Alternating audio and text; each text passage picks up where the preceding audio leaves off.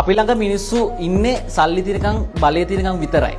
හැබැයි අපිට සල්ලි බලය තියෙනකන් එන්නකන් අපි තරම් පොරක් නැහැ. අපිවම තමයි උඩින් තියන් try කරන්නේ. හැබැයි එක විනාඩියකට අපි වැටෙන් අපි ළඟ තියෙන දේවල් නැති වෙලා යන.